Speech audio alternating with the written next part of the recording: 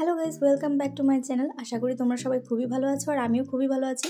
তো আজকে প্রায় অনেক দিন পর তোমাদের সাথে একটা ব্লগ শেয়ার করছি। অনেক দিন ধরেই না সময় হচ্ছে না ব্লগটা শেয়ার করার।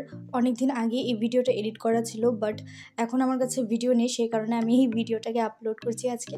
তার কারণ হচ্ছে অনেক দিন ধরে তোমরা বুঝতে পারছো যে এখন শীতের দিন চলছে, তো রোদ উঠছে না, সেজন্য আমি ডান্স ভিডিও শ্যুট করতে পারছি না। আর নেক্সট কথা হচ্ছে যে কিছুদিন ধরে সময়ও হচ্ছে না সেরকমভাবে, কারণ হঠাৎ করে না পড়াশোনার চাপটা এতটাই বেড়ে গেছে যে বলার মতো নয় আর কি। তো তোমরা দেখতেই পাচ্ছ যে আজকে ব্লগটি শুরু করলাম প্রথমত আমার প্রাইভেট টিউশন থেকে।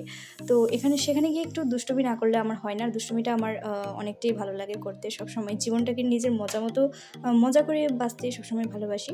তো প্রথমে গিয়ে দেখলাম আমার ওয়েটটাকে মাপতে, কারণ অনেক দিন ধরেই না ওয়েটটাকে মাপতে পারিনি। তো হঠাৎ করে দেখলাম যে আমার ওজন হয়ে গেছে 109 কেজি।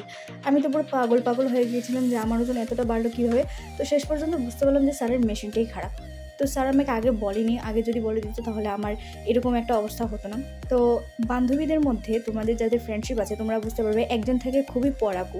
তো আমার ফ্রেন্ড হচ্ছে এইজন, যে খুবই পড়াকু, পড়া ছেড়ে উঠতেই চায় না। আমি ওকে অনেক ডিস্টার্ব করছিলাম যে চলে আয়, বাট ও আমার ফোনটাকেই ফেলে দিল। সত্যি বলতে যাদের কাছে এরকম কিছু ফ্রেন্ড থাকে যাদের সাথে সব কথা শেয়ার করা যায়, সব সমস্যা শেয়ার করা যায়, তো তারাই হলো জীবনের রিয়েল ফ্রেন্ডস, তাই না? তো ওকে আমি খুব ডিস্টার্ব করে পারলাম না নিজের জায়গা থেকে সরাতে।